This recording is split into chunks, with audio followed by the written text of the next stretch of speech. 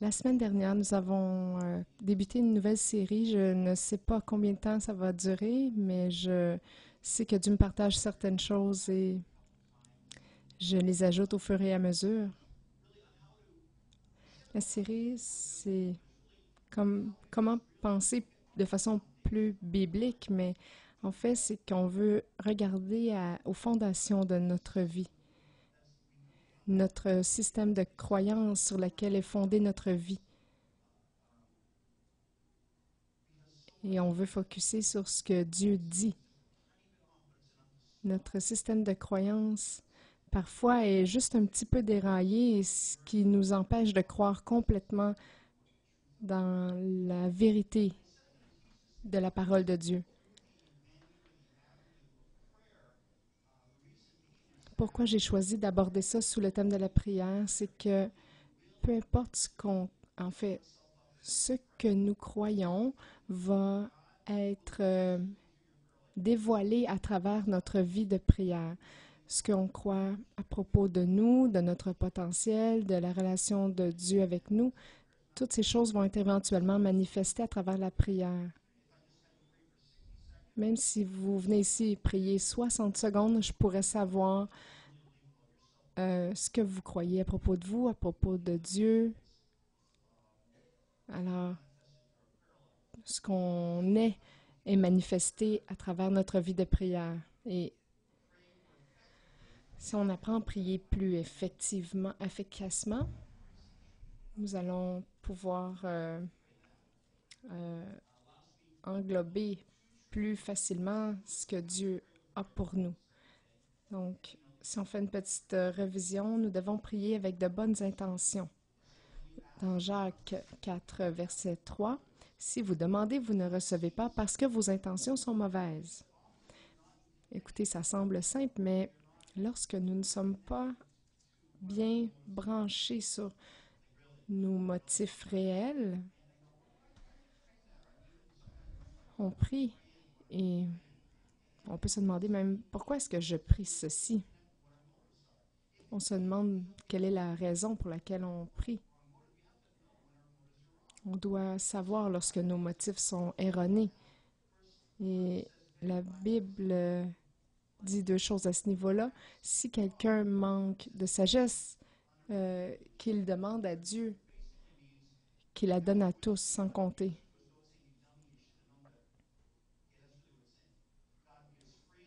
Dieu donne cette sagesse gratuitement à quiconque la demande. Le deuxième passage que je voulais vous partager dans Psaume, ça dit cherche mon cœur, Seigneur, je prie que tu puisses voir en moi s'il y a quelques voies mauvaises et que tu puisses me guider dans la voie de la vie éternelle. Lorsque notre système de croyance n'est pas aligné avec celui de Dieu,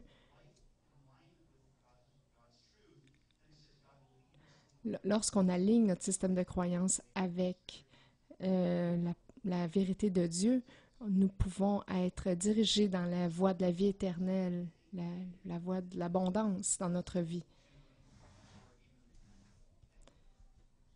Alors, toutes nos voies mauvaises doivent être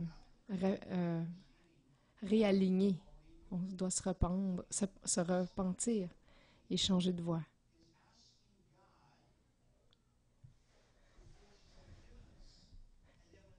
Lorsqu'on prie, il y a parfois des moments où on prie pour des choses qu'on a déjà reçues. En fait, Dieu nous dit, vous avez déjà la réponse à votre prière, mais vous ne le réalisez pas. Regardez 1 Pierre 3, 1 Pierre 3, verset 18.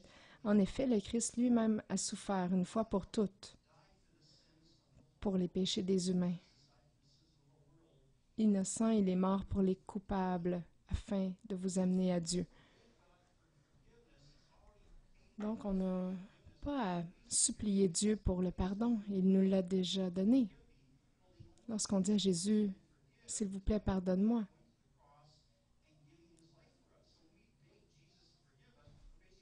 c'est comme si on lui disait, « Tu n'as pas fait assez, retourne à la croix et meurs encore. »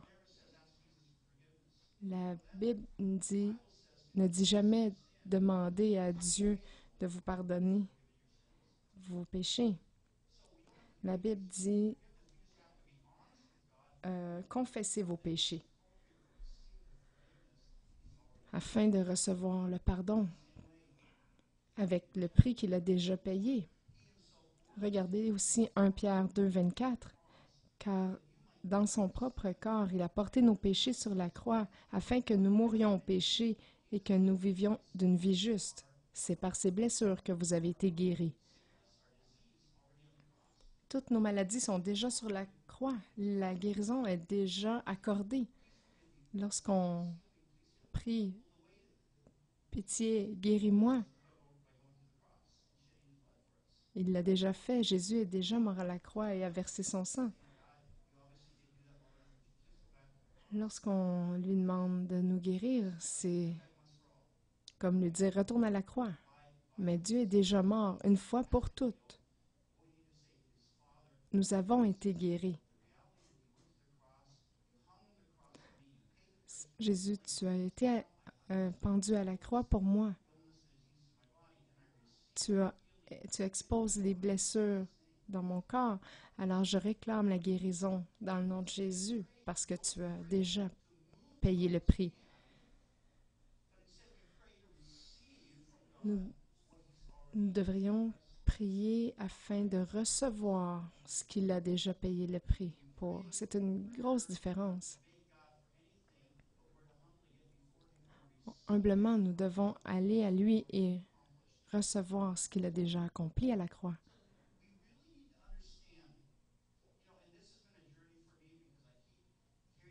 Ça a été toute une aventure pour moi parce que j'entendais cette vérité de Dieu, mais de laisser pénétrer mes pensées puis mon cœur, c'est toute une aventure. Je priais de Dieu de me pardonner, mais là je me disais non, non, non, il m'a déjà pardonné. Alors je devais me rattraper moi-même. Je me surprenais à approcher Dieu comme s'il avait à faire quelque chose de plus, mais je réalisais que je n'avais pas à faire ça, je n'avais qu'à recueillir cette vie abondante parce qu'il a fait sur la croix. C'est pas à lui de rien faire, c'est à nous de recevoir ce qu'il a déjà fait. C'est une question de croire en ce qu'il a fait et de le recevoir.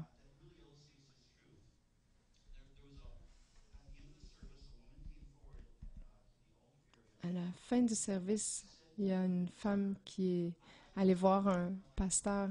J'ai demandé à Jésus de venir dans ma vie une centaine de fois et je suis pas certaine encore d'être vraiment une chrétienne.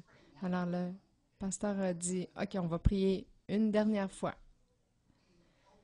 Et là, il l'a aidé à prier pour l'aider à recevoir Christ dans sa vie.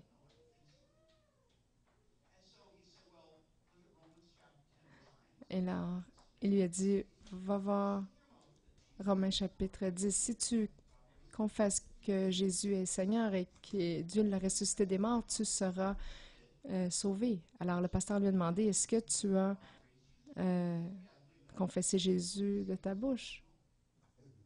Oui. Alors, est-ce que tu crois qu'il t'a sauvé? Elle a dit, je ne sais pas. Alors, dans la Bible, on dit, tous ceux qui appellent le nom du Seigneur seront sauvés. Alors, il lui a demandé, est-ce que tu as appelé le nom du Seigneur? Elle a dit oui, je crois que oui. Alors, il lui a dit, est-ce que tu es maintenant une chrétienne? Elle a dit, je ne suis pas certaine. Voici le point là dans cette histoire.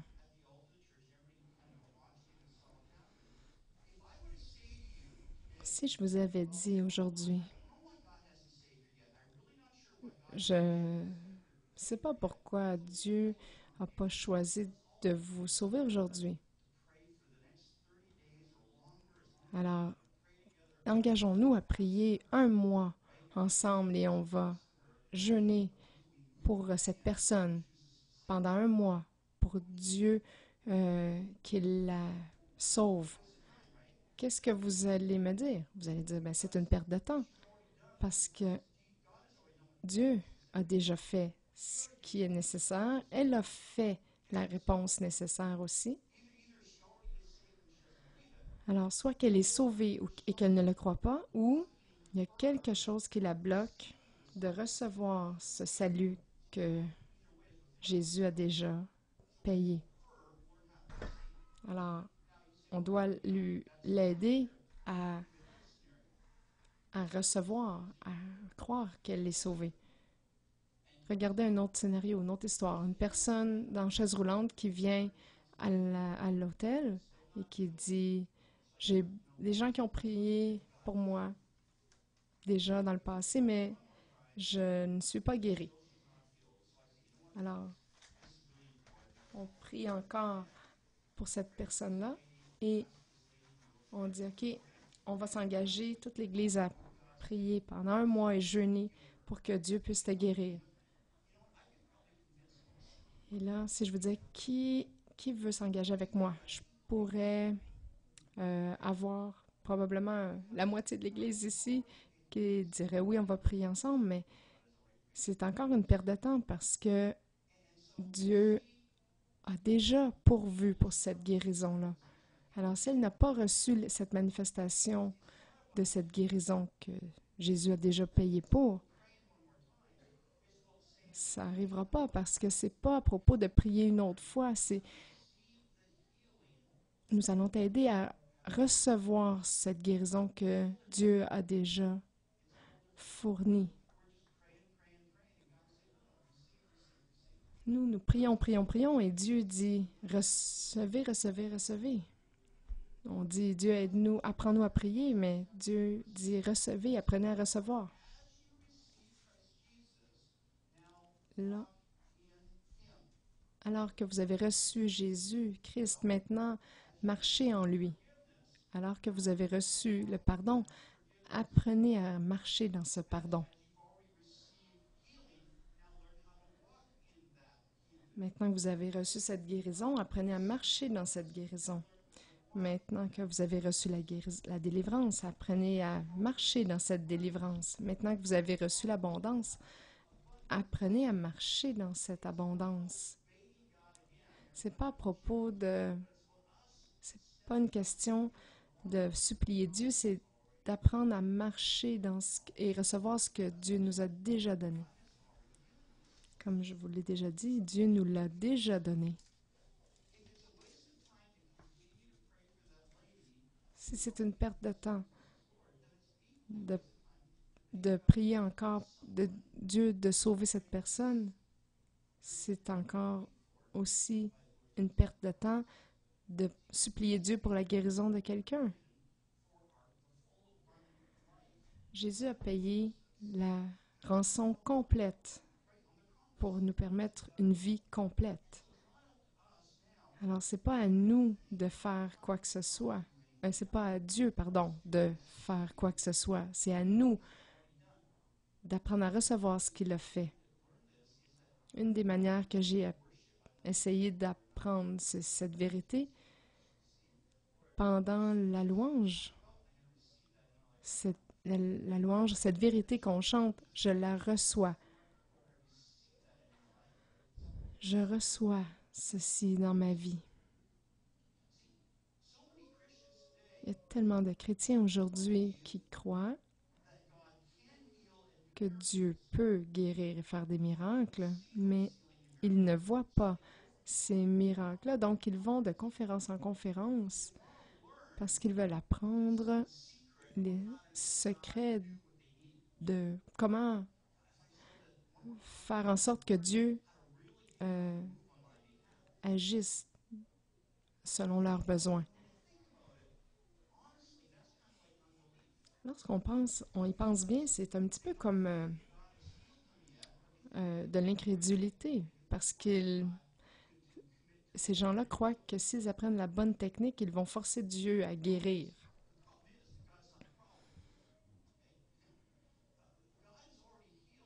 Dieu a déjà guéri, c'est à moi de croire et de recevoir ce que Dieu a déjà fait.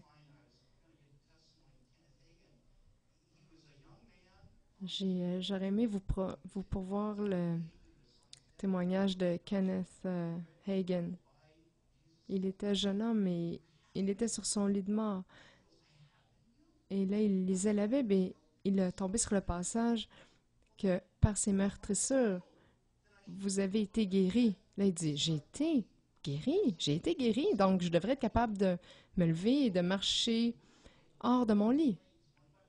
Alors, il a lentement levé ses jambes hors du lit et il a très lentement, il s'est levé et il a commencé à marcher. Chaque pas était une agonie, mais il a dit non, non, je suis déjà guéri. Alors qu'il a commencé à marcher vers le bout de son lit et la douleur diminuait graduellement. Puis, lorsqu'il s'est rendu à la porte de sa chambre, il n'avait plus aucune douleur. Il est complètement guéri. Alors, il a reçu la guérison et il a marché dans cette guérison. Et il, il a commencé ce ministère international. C'est encore à ce jour.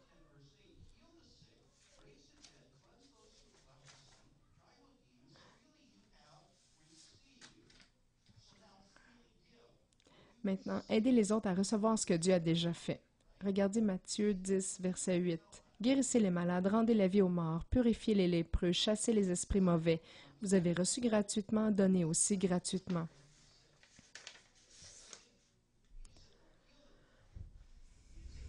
Jésus n'a jamais demandé à ses disciples de prier pour les malades. Il a dit, guérissez-les. Il y a une grande différence entre prier pour les malades et guérir les malades.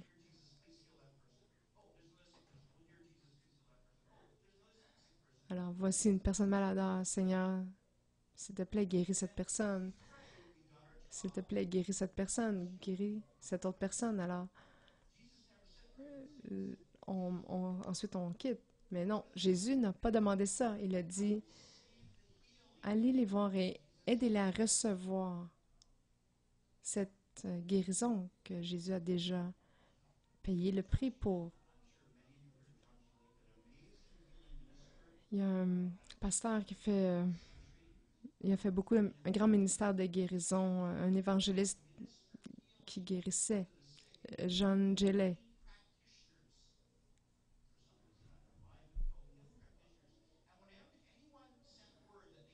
Lorsque quelqu'un demandait prière pour guérison, il prenait une petite bouteille d'huile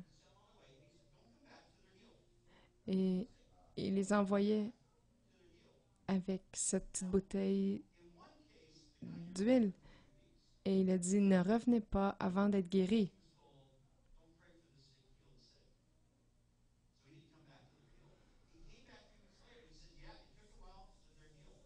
Et là,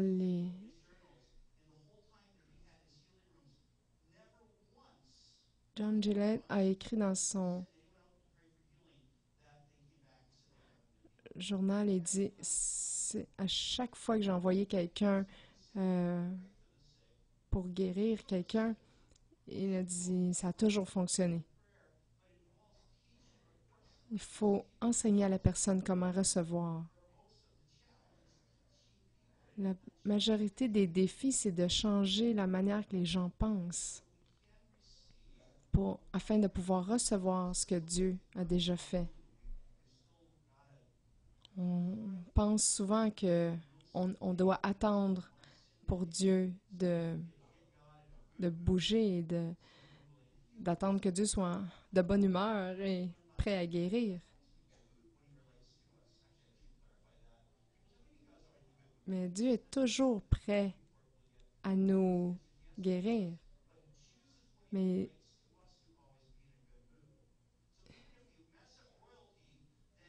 Mais même si on se, on fait beaucoup d'erreurs, Dieu est toujours de bonne humeur et est toujours prêt à dire, oui, tu es encore mon enfant, je t'aime encore et je te veux près de moi.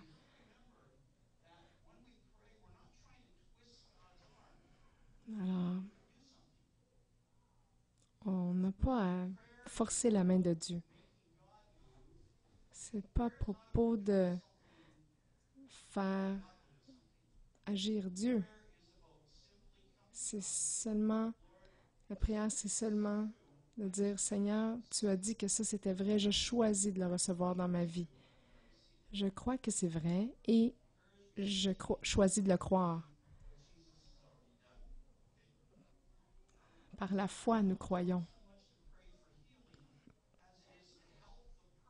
Donc, on ne doit pas prier pour la guérison, mais on doit aider la personne par la prière à croire et recevoir ce que Dieu a fait. Ça change complètement la manière de prier.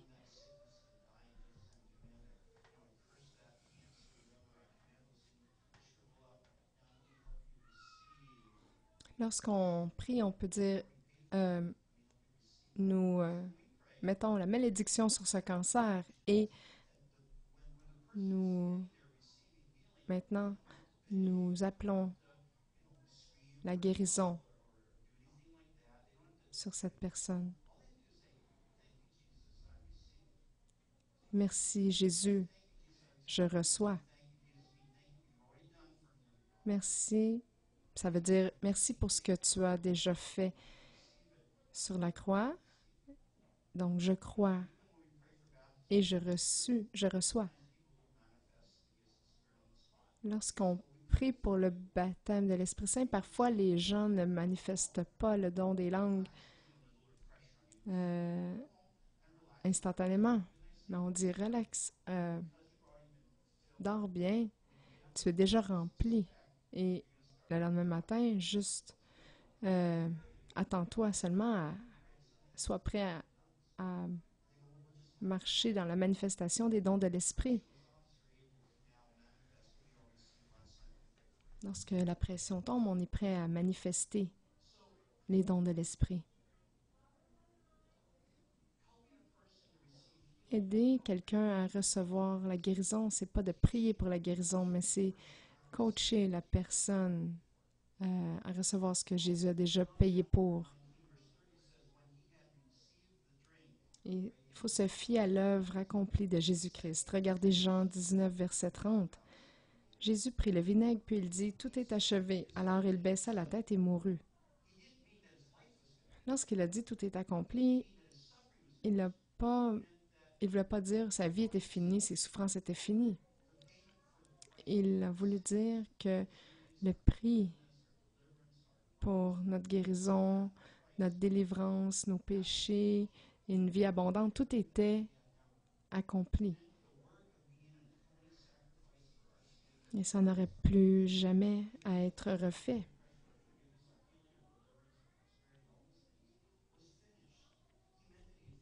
Il voulait dire que il avait complètement payé le prix. Toutes les ressources du royaume des cieux étaient disponibles pour nous. Il faut vraiment transformer notre pensée pour recevoir ça. Ça commence dans la tête.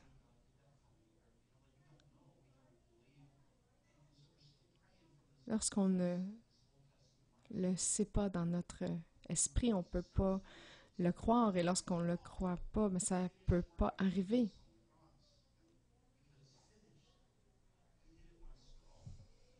Jésus l'a accompli une fois pour toutes.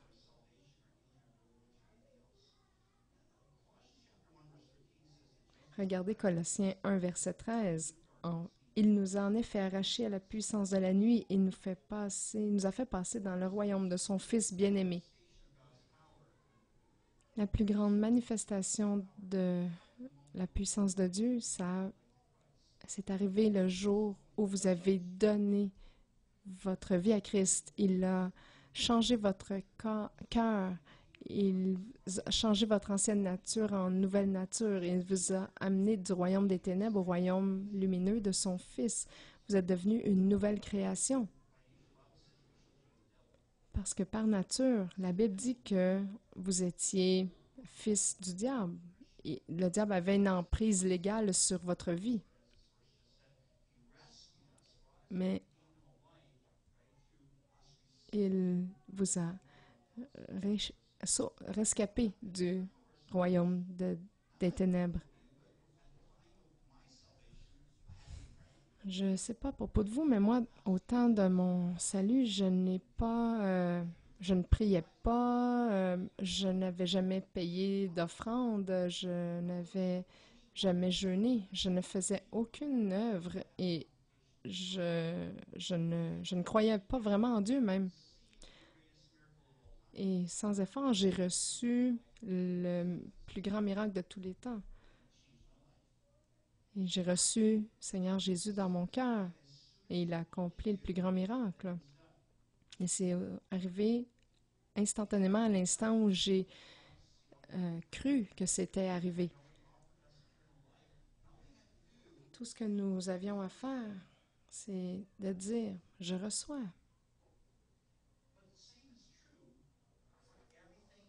Et ceci est vrai pour toutes les autres choses du royaume. Dieu ne nous demande pas de sauter des cerceaux de feu pour recevoir le royaume. Il dit alors que vous recevez maintenant, marchez dans le royaume.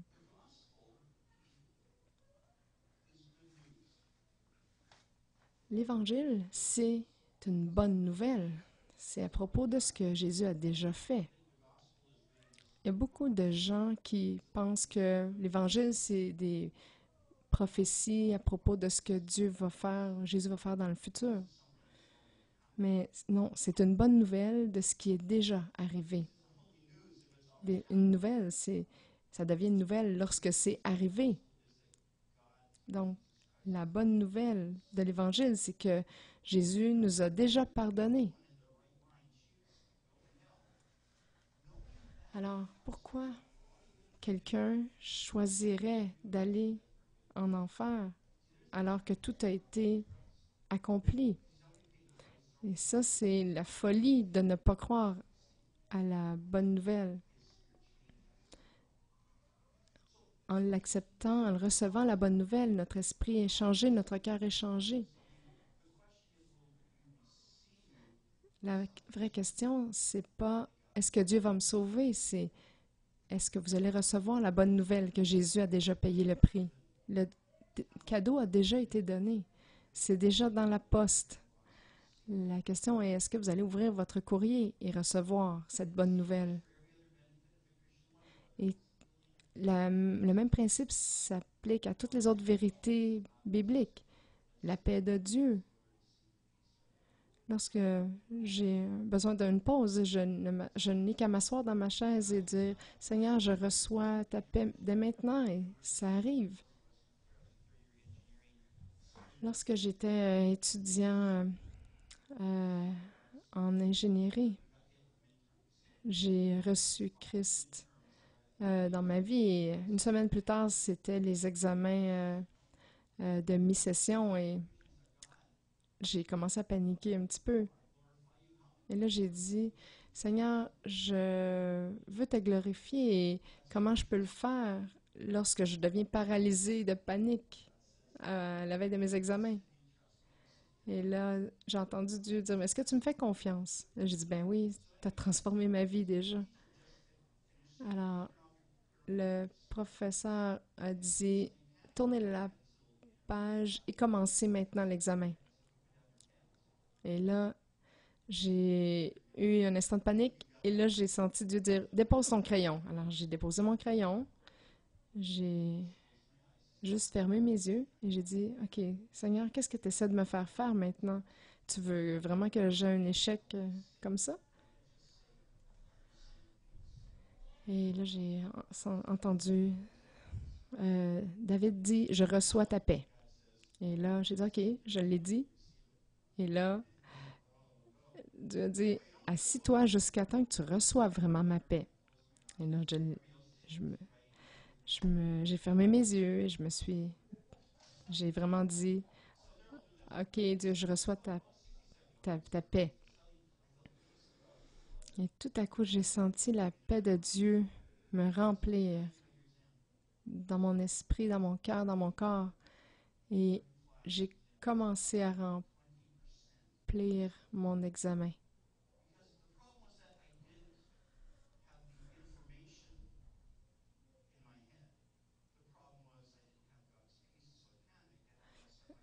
J'ai, j'avais la connaissance, mais la panique me faisait euh, paniquer et paralyser.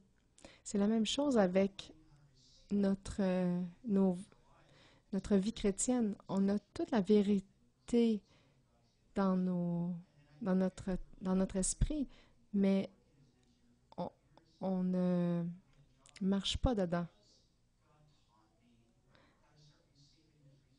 Mais lorsque j'ai fait cet examen-là et tous les autres après, j'ai eu plein de bonnes notes et j'ai travaillé comme ingénieur pendant 5 ans.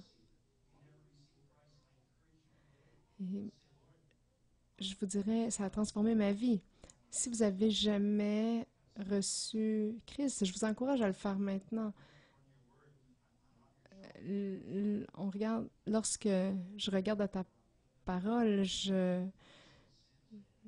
n'ai pas ton royaume de lumière en moi, mais je crois que tu as ressuscité Jésus des morts et je réalise que moi, de moi-même, je ne peux pas diriger ma vie adéquatement, mais je te reçois en tant que patron de ma vie et viens dans ma vie et dirige-moi. C'est simple comme ça.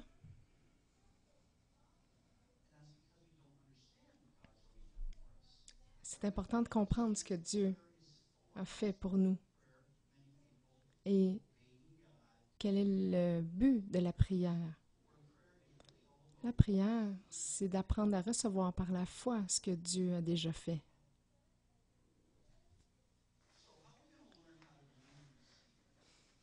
Alors, comment apprendre à croire et recevoir? La première étape, c'est d'apprendre la vérité. Il y a tellement de gens ici, partout, qui ne connaissent pas les ressources que Dieu met à notre disposition.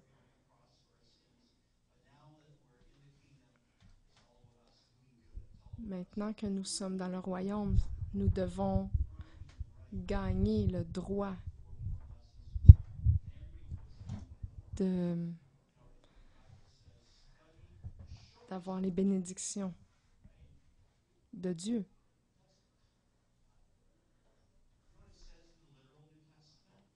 Dans le Nouveau Testament, malheureusement,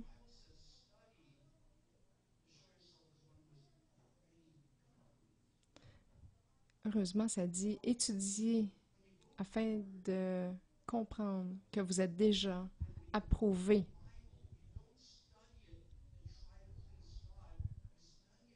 Lorsqu'on étudie la Bible, pas pour, c'est pour apprendre ce que Dieu a déjà fait pour nous et de le déclarer à Dieu et de dire, je choisis de croire ce que tu as déjà fait.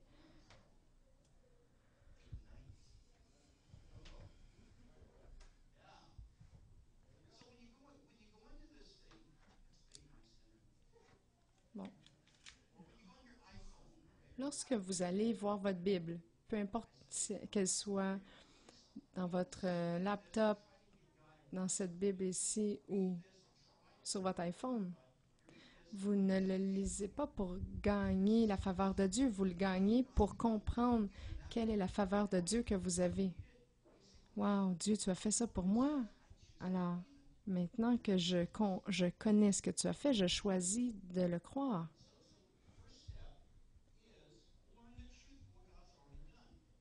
Donc, regardez dans Actes 17, verset 11. Ceux-ci avaient de meilleurs sentiments que les Juifs de Thessalonique. Ils reçurent la parole de Dieu avec beaucoup de bonne volonté. Chaque jour, ils étudiaient les Écritures pour vérifier l'exactitude des propos de Paul. Ils voulaient savoir que la bonne nouvelle de Paul était vraiment une bonne nouvelle. Alors, il y a une habileté à entendre ce que je dis, mais le recevoir complètement.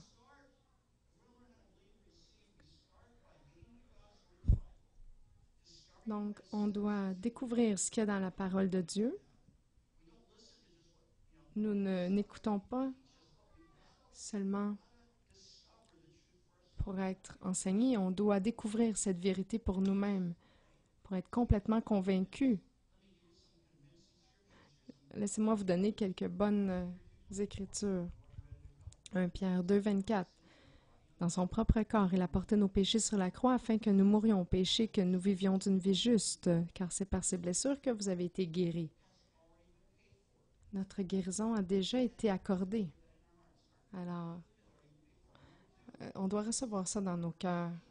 Éphésiens 1, verset 3. Louons Dieu, le Père de notre Seigneur Jésus-Christ. Il nous a bénis dans notre union avec le Christ en nous accordant toute bénédiction spirituelle dans le monde céleste.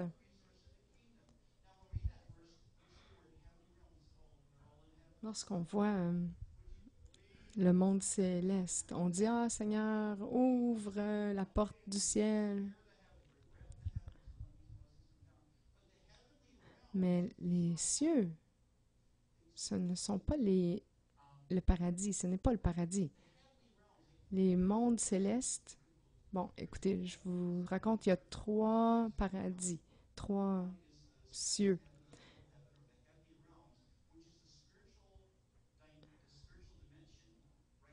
Le il y a la dimension naturelle. Il y a le deuxième ciel qui est une dimension spirituelle dans cet espace-ci. Et là, il y a le troisième ciel qui est là où le trône de Dieu est.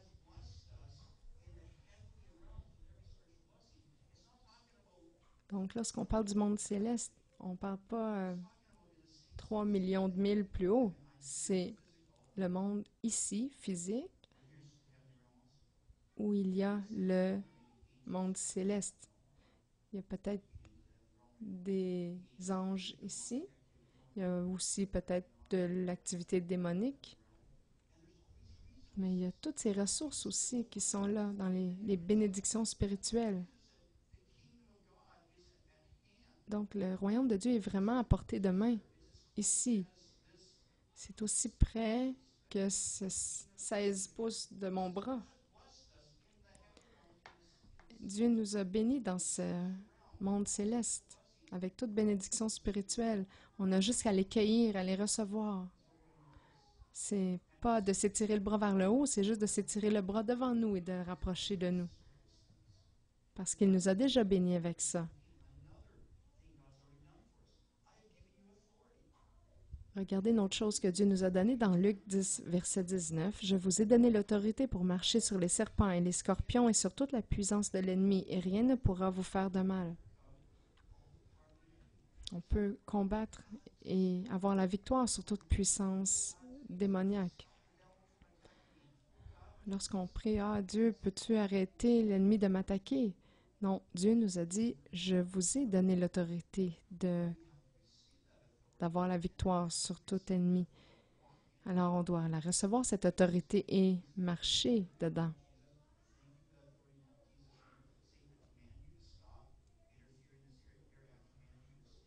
Alors, on peut dire, je commande l'ennemi d'arrêter d'interférer avec mon mon travail, ma famille. Alors, on utilise notre autorité. Vous avez des chicanes dans la maison, utilisez votre autorité. Ils disent, marchez dans chaque pièce et dites, je commande à l'ennemi de quitter cette maison. Et je commande la paix de Dieu. Je déclare la prospérité, l'abondance de la vie dans cette maison. Je prie que tu donnes l'abondance à ma famille. Et je vous dis, j'ai entendu des histoires où l'atmosphère d'une maison complète a changé alors que les gens prenaient autorité et marchaient, priaient dans chaque pièce. J'étais en Ontario et j'étais le directeur d'une mission pour les hommes et il y avait énormément de gens, de mendiants dans les rues qui avaient des maladies mentales et on avait beaucoup de gens qui avaient la schizophrénie qui venaient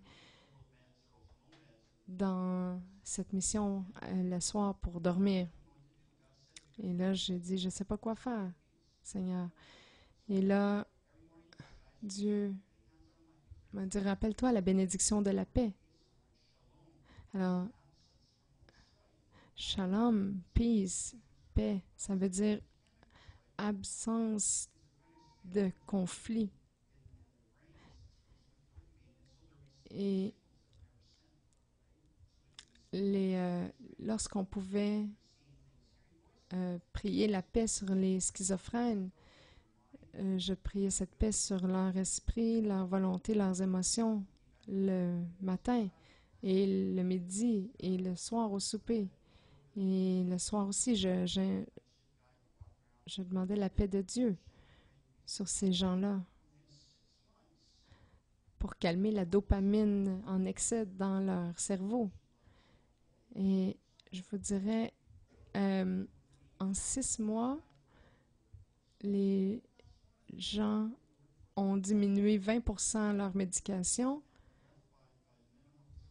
Et après 1 an, tous ces gens pour lesquels nous avons prié sont tous retournés sur le marché du travail.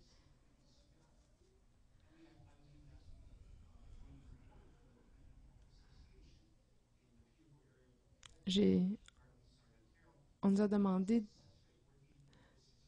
de joindre le comité,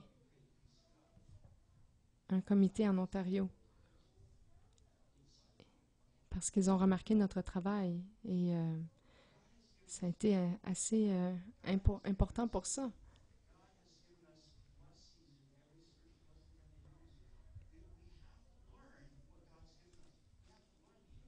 Donc Dieu nous a donné toute bénédiction spirituelle et toute autorité. Nous devons apprendre à la recevoir et marcher dedans. Alors la deuxième étape, après avoir appris la vérité, c'est de choisir de la croire. Croire la vérité de ce que Dieu a déjà fait.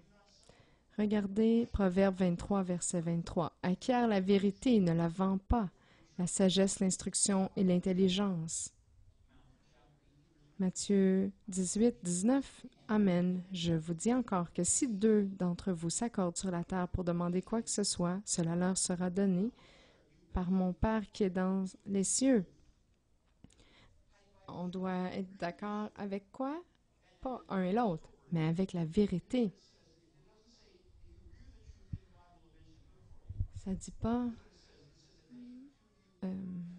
ça dit, si 2 d'entre vous s'accordent sur la terre pour demander quoi que ce soit, cela leur sera donné.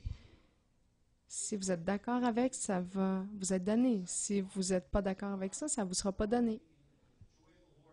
Si quelqu'un marche dans la joie de Dieu et que l'autre personne est déprimée, on dit, ah, ben, cette personne-là est joyeuse, moi je suis déprimée. C'est parce que vous n'avez pas cru la vérité de cette joie du Seigneur qui est disponible.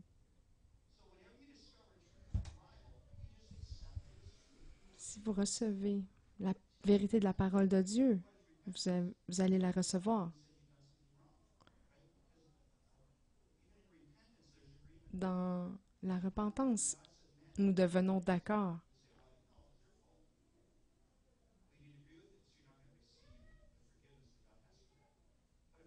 Si Dieu dit, t'as vraiment raté ça, on leur dit oui. Alors, on reçoit son pardon parce qu'on a été d'accord avec l'opinion de Dieu.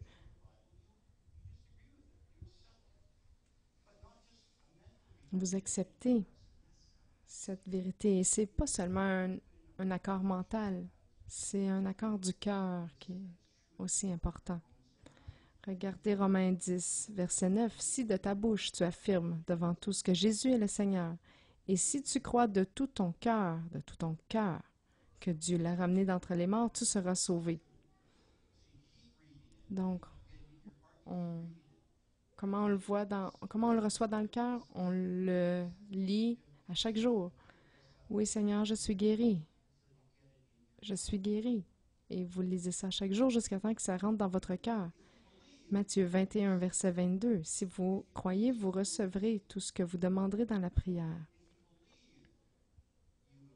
Si vous croyez, vous allez recevoir. Si vous ne croyez pas, vous n'allez pas recevoir.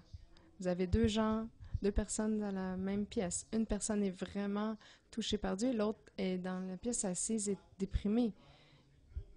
Il y a une personne la personne joyeuse sait que Dieu est bon et qu'il veut lui donner les bénédictions, et l'autre personne à côté, elle se dit, je suis indigne, je ne mérite pas ces choses de Dieu, je ne suis pas une très bonne chrétienne. C'est peut-être vrai, mais c'est pas à propos de ce que vous êtes, c'est à propos de l'amour de Dieu pour vous.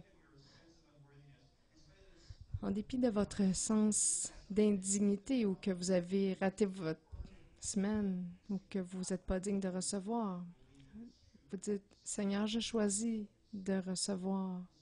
Je choisis de croire que c'est vrai et que je reçois. Et vous allez avoir la même paix, la même joie et le même amour que cette personne à côté de vous.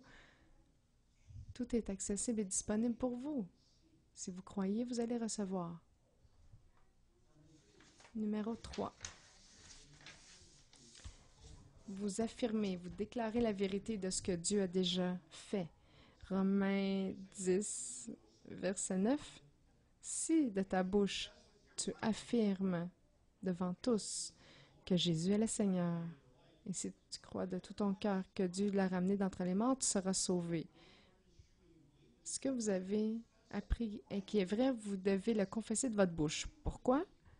Pourquoi est-ce qu'on doit le dire de notre bouche? Pourquoi on doit le confesser de notre bouche? Pourquoi on doit le déclarer de notre bouche? C'est qu'on change l'atmosphère autour de nous. On change l'atmosphère spirituelle. Et cette atmosphère change la réalité de votre vie. Psaume 71, verset 17. Ô Dieu, tu m'as instruit dès ma jeunesse, et jusqu'à présent j'annonce tes merveilles. Dieu a enseigné à David de déclarer ses merveilles. Pourquoi? Parce que Dieu avait une faible estime de lui-même? Non. Dieu voulait que David déclare ses merveilles à chaque jour. Dieu, tu es puissant. Dieu, tu peux faire tout. Tu peux même m'utiliser moi, même moi. Tu n'attends qu'une opportunité de faire des choses puissantes par moi. Alors ça a changé l'atmosphère et son esprit. Il a été capable de conquérir le lion, de conquérir l'ours et de tuer Goliath même. Parce qu'il a cru comment Dieu était puissant. Dieu veut se montrer fort envers ceux qui ont le cœur tourné vers lui. Ceux qui marchent en lui vont faire des miracles puissants. Si vous êtes déprimé aujourd'hui ou découragé, Et vous continuez à ressasser ces pensées négatives. Ah, j'ai pas d'amis, j'ai pas de travail, mes enfants ont de la difficulté, ah, je suis un échec. Vous allez avoir cette atmosphère d'incrédulité, mais si vous déclarez la vérité, parce que lorsqu'on, on déclare la vérité, Seigneur, je te fais confiance, ils vont revenir. J'ai planté cette semence, tu as planté cette semence dans leur cœur. Et ça change l'atmosphère. Et ça change votre réalité. Et tout à coup, vous avez des enfants, des amis. La dépression est remplacée par la joie. Et ça peut changer votre vie complètement. Cette atmosphère nous donne l'habilité de recevoir les bénédictions de Dieu encore mieux. Par la confession de notre bouche, on change notre réalité interne et notre réalité interne devient notre réalité externe. Alors que vous confessez la vérité. Ah, je vais avoir des pensées positives. Non, non, c'est de déclarer la vérité. Parce que la vérité change des choses. La parole de Dieu ne retourne pas sans effet. Elle accomplit ce pourquoi elle est envoyée.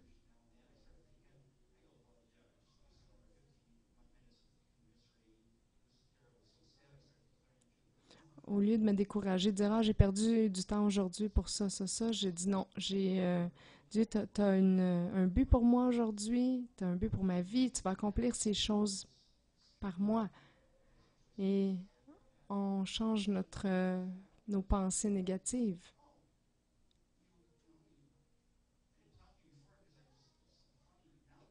Et là, tout à coup, on a des gens qui vont vous approcher et qui vont vouloir échanger avec vous. Ils vont sentir ce changement d'atmosphère.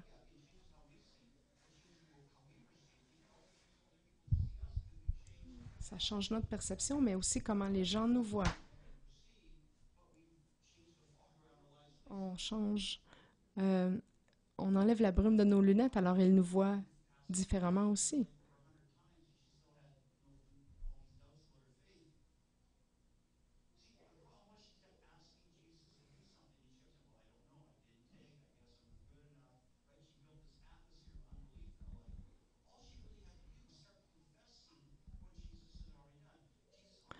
Au lieu du découragement, de commencer à confesser ce que Jésus a déjà fait, de croire je crois dans mon cœur que Dieu, tu m'as sauvé par le sacrifice de Jésus sur la croix. Et la réalité spirituelle de sa vie a changé. Cette personne qui doutait qu'elle était chrétienne, elle a commencé à déclarer la vérité de Dieu et elle a reçu et marché dans la vérité de Dieu. Alors, comment on fait pour épouser la vérité de ce que Dieu a déjà fait? Le secret est de le recevoir comme un enfant. Regardez Marc 10, verset 15. Je vous le déclare, c'est la vérité. Celui qui ne reçoit pas le royaume de Dieu comme un enfant ne pourra jamais y entrer. Sans Christ, on ne peut rien faire.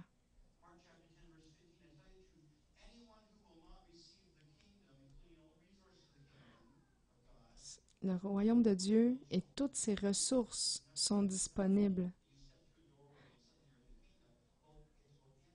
Il faut entrer dans les choses du royaume.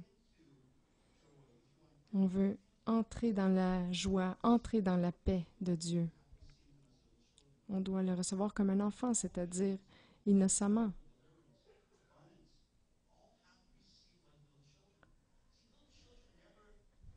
Les petits-enfants, parfois on, on les enseigne mal parce qu'on leur dit qu'ils doivent mériter certaines choses, mais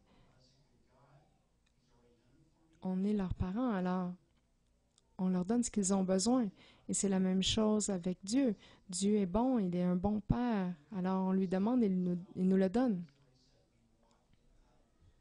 Et ensuite, de le recevoir, on le vit, on y marche. La Bible nous invite à boire goulûment au puits de notre salut.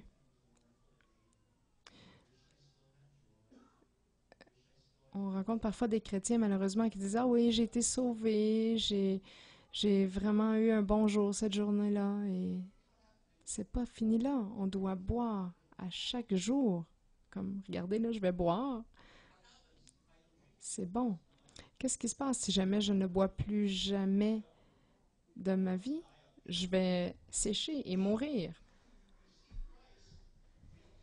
Lorsqu'on reçoit Christ, si on ne boit pas goulûment chaque jour, on va commencer à sécher.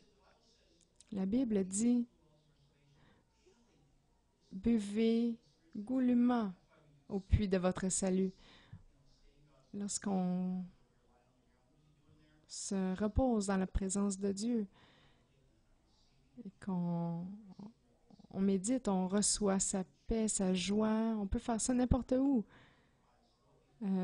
Chez vous, dans votre salon, vous pouvez le faire aussi en conduisant en voiture, en vous rendant au travail, mais gardez vos yeux ouverts.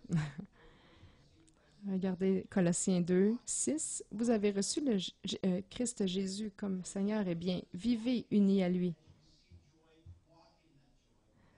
Alors que vous avez reçu la vie, marchez dans cette vie. Vous avez reçu la joie, marchez dans cette joie. Vous avez reçu le pardon, marchez dans le pardon.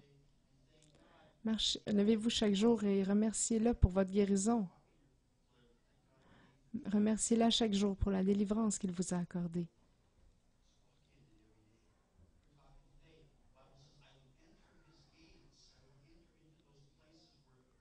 Nous allons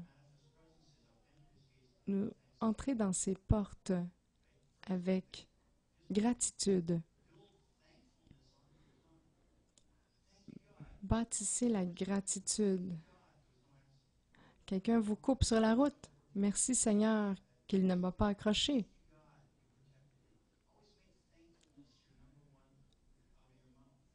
Assurez-vous de bâtir l'habitude de la gratitude dans votre vie de façon quotidienne.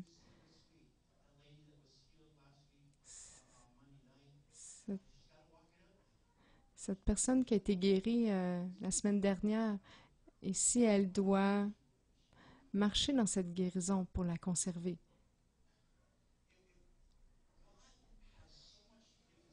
Dieu a tellement à nous donner. Il a tellement fait pour nous.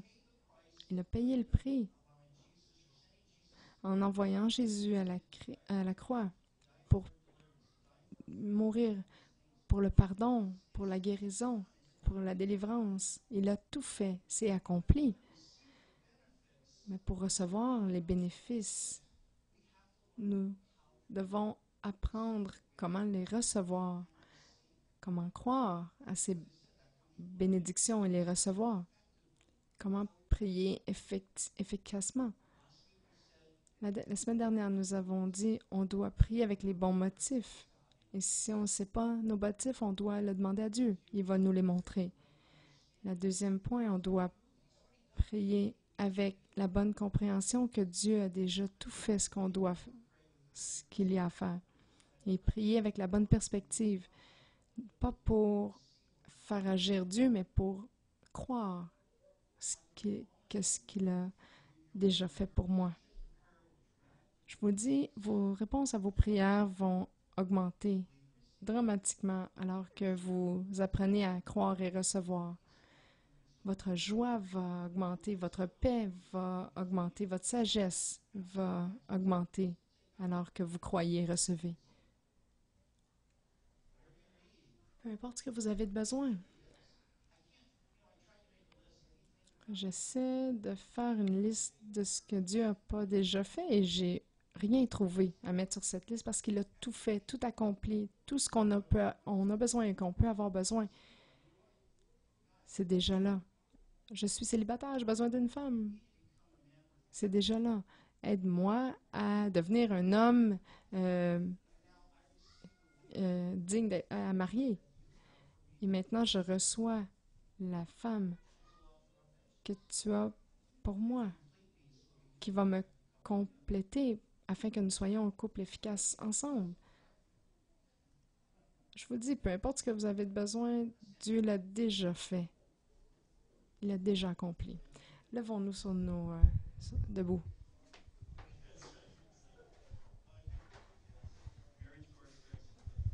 On a un cours sur le mariage qui commence en février. Avis à tous.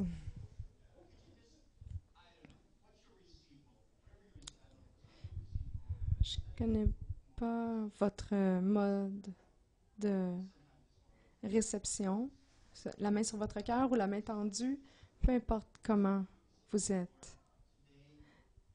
Quel est votre mode de réception? Mais Seigneur, on a appris beaucoup de vérité aujourd'hui sur ce que tu as déjà fait pour nous. Seigneur, aide-nous à chercher tes Écritures pour découvrir comment incroyable tu es, comment bon tu es, comment tu es un bon Père pour toutes ces choses que tu nous as données. Aide-nous à chasser l'esprit de performance, chasser notre sentiment d'indignité, notre sentiment d'échec, notre honte hors de vue et remplacer ça par ta vérité.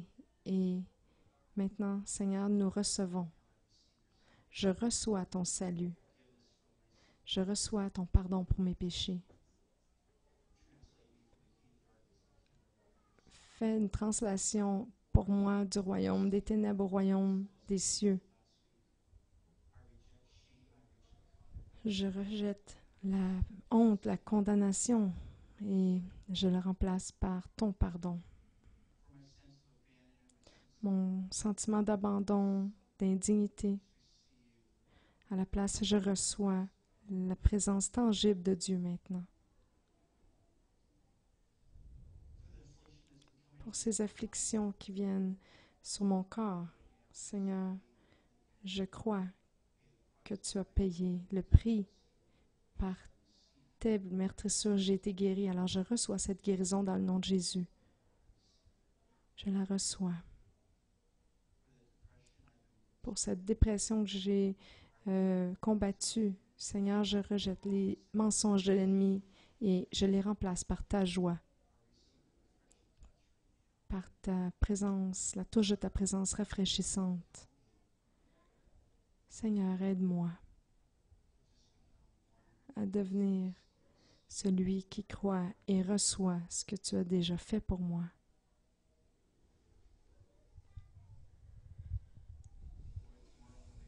Seigneur, demain, lorsque je vais me lever, aide-moi à entrer dans tes portes avec gratitude, te remercier pour ce que tu as fait pour moi et commencer la journée en croyant et recevant. Alors que par le temps que j'arrive au travail, je suis une machine à bénédiction, que je transforme l'atmosphère peu importe où je vais.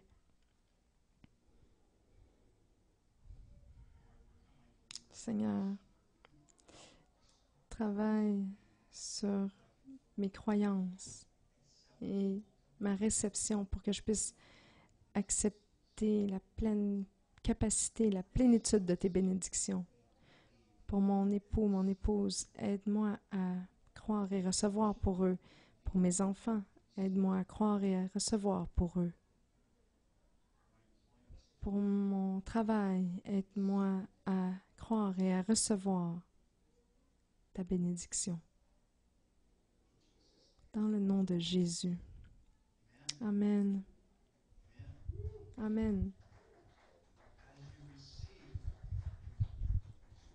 Alors que vous avez reçu, marchez dedans